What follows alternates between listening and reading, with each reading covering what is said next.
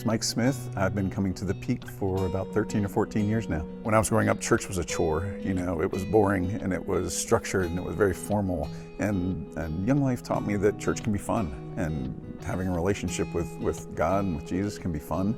They taught me that, you know, living with God didn't mean depriving me of joy, but living with God meant having better joy and more joy. So that was probably the most meaningful part in turning my faith journey into a real relationship with God, and being able to enjoy my faith. The Peak has grown over the last 13 years, and we've been through some transition, but really, you know, Kyle, I think, is amazing. I think he's, the way he preaches, the way that he talks about God and the way he teaches about God really has struck a chord with me.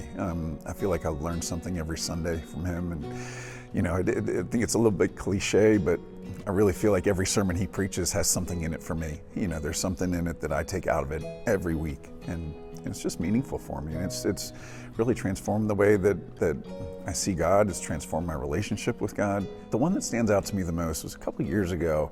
He preached a sermon about praying and how to pray to God, and making it more communicative. And for a long time, I grew up thinking prayer was a one-way street, thinking, all right, I'm going to pray to God for strength or for healing or for courage or whatever it might be, and then I'll wait and see what happens. And you know, Kyle, I still remember that sermon. It was all about, you know, talk to God, just open up and talk to him like you talk to a friend.